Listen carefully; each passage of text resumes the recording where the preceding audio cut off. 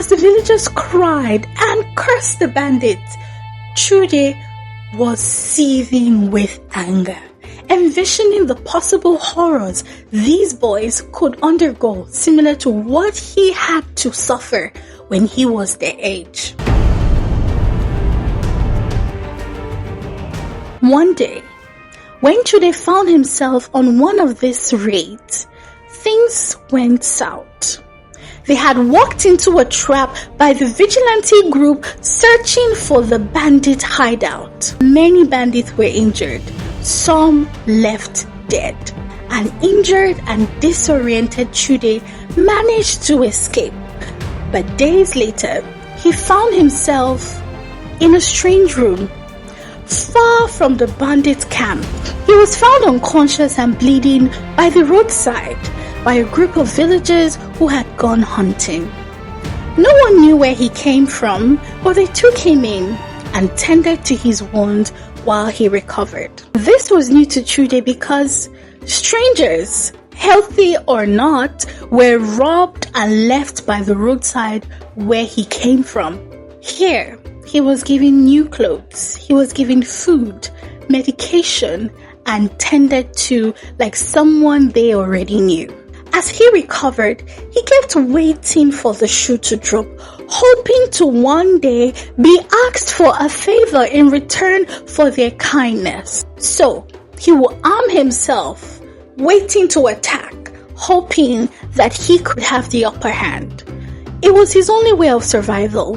He didn't know better. In the evenings, he would sit alone, observing the children play around him, wondering if they knew that one day they would be armed and forced to fight, just like he was. Lines formed between his eyebrows from never smiling. The weight of the world was on his shoulders, and his jaws were always clenched. Mama T, his caregiver, would say to him every time she caught him frowning his face, lost in thought. Hey, Chude, unclench your jaw. One day, as she tended to him, she said, I can see the burden you carry from a mile away, but I promise you it won't hurt to smile sometimes. Chude looked at her briefly, stood up, and took off his shirt, turning his back to show her what was hidden underneath.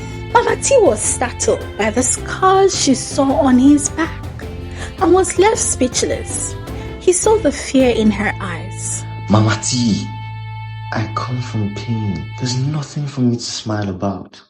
His words were cold as he put on his shirt and attempted to walk away.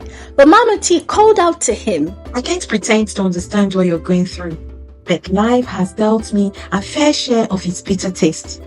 I lost my husband and son in the same year, but I am here, standing next to you, still alive, pushing my way through. Ugonna, the palm wine tapper, has no family left and had to start all over here. Many people you see here are initially from different villages.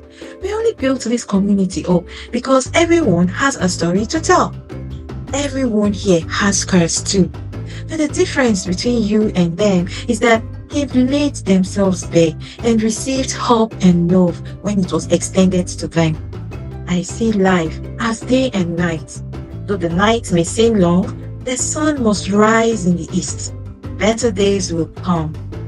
I hope you someday see that we are not the anyone. Everything she said lingered on his mind for so long.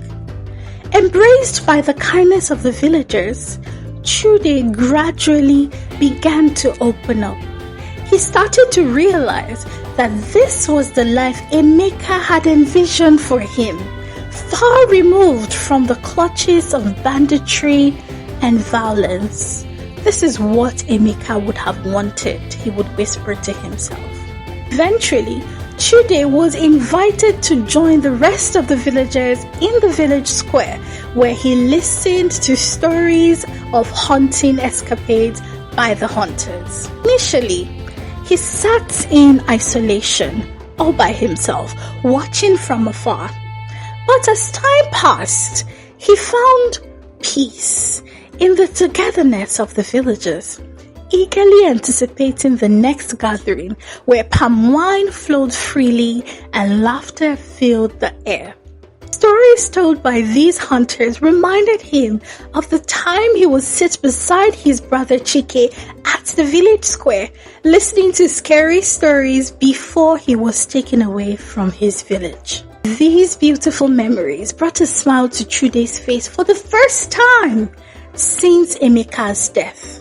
As he experienced the warmth and generosity of the villagers, he realized that love could be felt without condition and kindness could be freely given. Soon, Chude had fully recovered and could now walk without his walking stick. So he decided to join the hunters on their hunting escapades. Together, they would hunt bigger game than ever before. Even the children loved Chude because he taught them how to make very tall sandcastles, the tallest they had ever seen in their lives.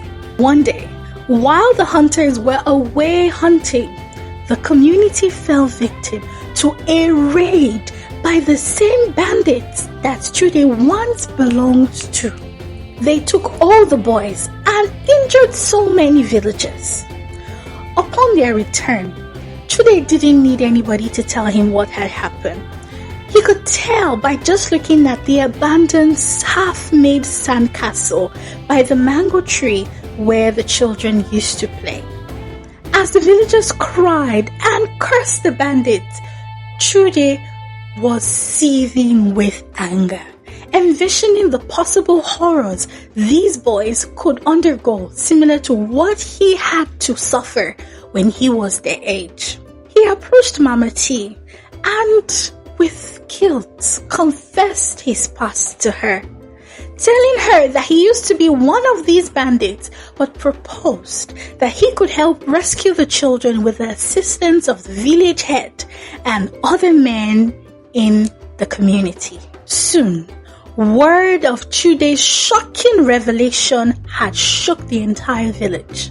The mothers whose children were kidnapped demanded that he be killed immediately as repatriation, while others insisted that he be banished. The village head pleaded on his behalf. He asked the villagers to have some patience, arguing that if Chude could really help retrieve these children, they had to give him a chance.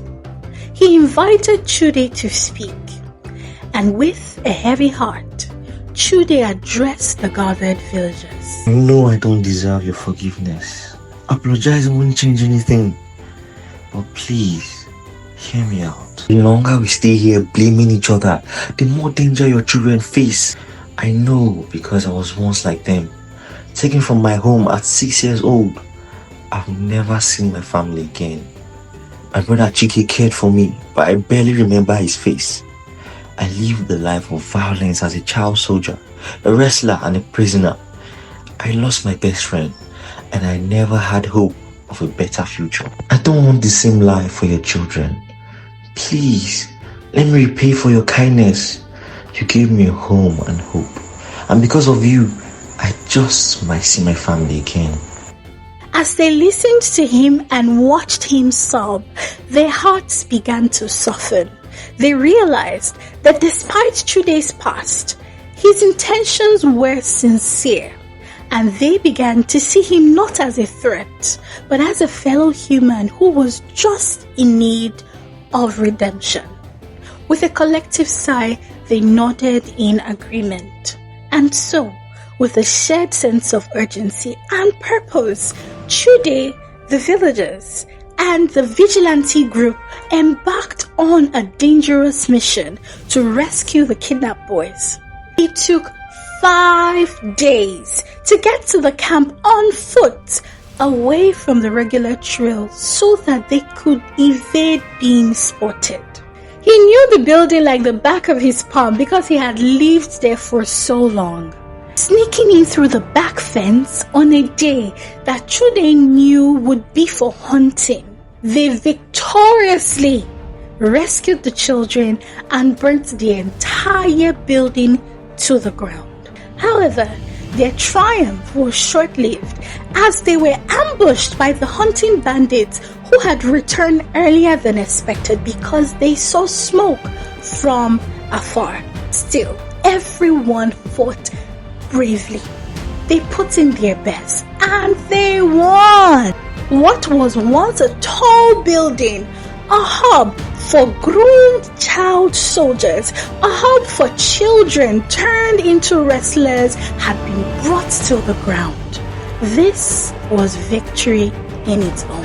As the dust settled, Chude, who was tired and bleeding, stood in front of the burnt building, weak but happy. He went down on his knees as he cried with mixed emotions, happy to have brought an end to such a horrific life, but also sad that Emeka, who had envisioned this, was not here to witness this great victory. He picked up himself and whispered, This is what you would have wanted in. Despite the passing years, Chude never gave up hope of finding his older brother Chike, whom he heard had moved to the northern side of the country, hoping to someday find him. Along the way, he fell in love and started a family of his own.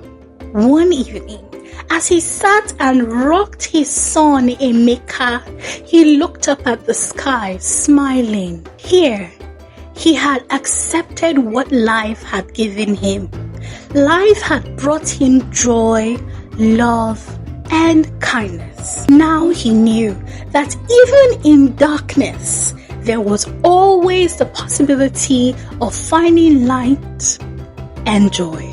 Chude had finally found his redemption, and this he was ever grateful for. The end.